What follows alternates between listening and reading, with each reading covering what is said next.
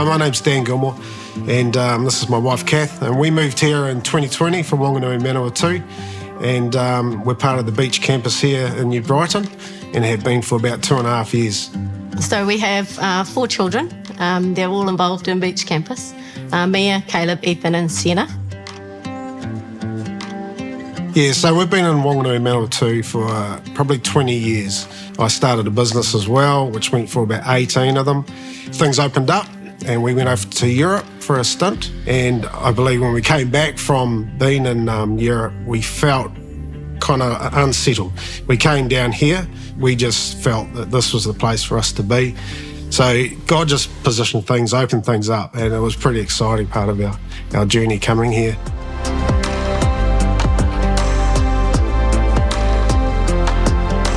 I heard about the Churrum Street project through the Legacy series about a couple of years ago when we first started going to Grace Beach. I know the concept has been birthed a long time before we turned up, and there's been a lot of groundwork before we even turned up. But I believe that the legacy part of this is exciting, and that's probably what caught me. And I would say Kath, because it's not just about the now, it's about tomorrow and the future, and I believe that's an important part of this project. And when I went through Churrum Street about 6 to 8 weeks ago for the first time, because I'm a contracted project manager at present running 2 big projects, and the company I was with, I walked through with the guys, but it wasn't really within their scope as they do industrial. But I kind of at that point felt triggered to get engaged in this project. So I talked to Tony. I said to him, hey, listen, I'll put my hand up to build this thing if you can't find someone. And that's how the discussion happened. And one thing that stuck out in that first meeting with the trustees was there was a need there. And I remember Dave said to me, give us 5 minutes to have a talk amongst ourselves. And so I went out of the room. With 1 minute, you came out and said, come back in, you're the guy to help us with this project. Even part of my job at Beach Campus has been, as the community coordinator, has made me realise how important buildings are. Because we obviously had the 2 buildings at Beach Campus, and I do all the bookings and meet with all the people who come in at other buildings, and this kind of lovely dance of people coming in and using the buildings at different times. If we didn't have the building, we couldn't be as effective in our community. Yeah, so we see that at Beach Campus, and I think it'll be cool for City to see that when they finally have their feet on their own soil and their own building. And people know that they're there for good, that's it. They're there for the foreseeable future rather than just a place that they rent and try to make it feel like home. It's an important thing to plant your feet and have a place to call home. So my experience, I've been building for 25 plus years, did a lot of commercial, civil works, obviously residential as well, and now I'm doing industrial builds. So I'm a senior project manager on I'm in charge of $170 million worth of projects at present, and it's a very busy job. So just to top it off, I thought I'd take on this project as well and build the church. So I'm excited about this. And when I was in that trustee meeting and we're talking about the role, I felt the weight of the project as well, and I felt strengthened by what Dave said, that we're on board of this together. We take the weight, we take the load together, and I think for the congregation to see some traction on the job as well and seeing things evolve, I think that'll be just huge moving forward for this project.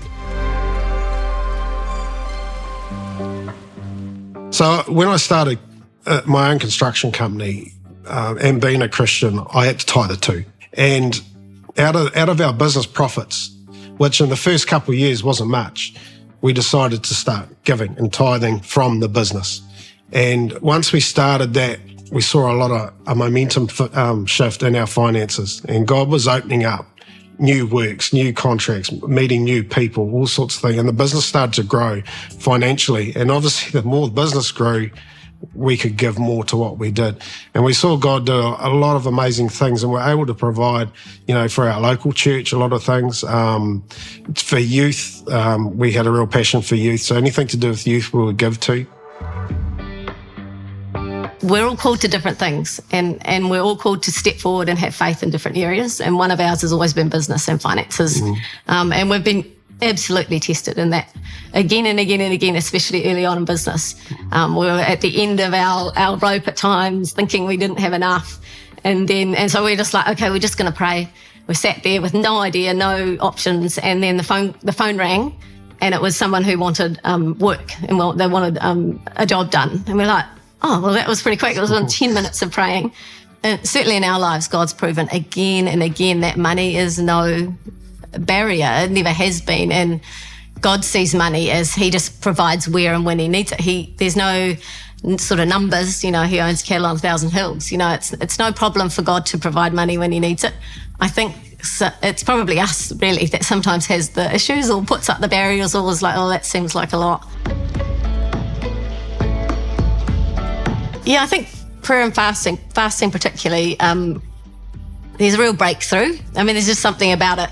I don't even understand the full mechanics of how fasting or why fasting works like that. It's all in the Bible, but it's just breakthrough. If anything you learn about fasting, it's all about when you need to see God move, when you need to see him push through and you need like answers on something.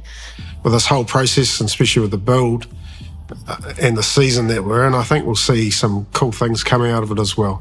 Like Kath said, I'm not much of a faster as well, but I will, for this season, I will, and especially being a project manager to this as well, I'll certainly be doing it.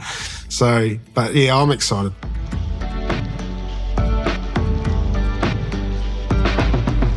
I think with giving to this project and being part of another campus, I think we're a church as a whole, regardless of where we are.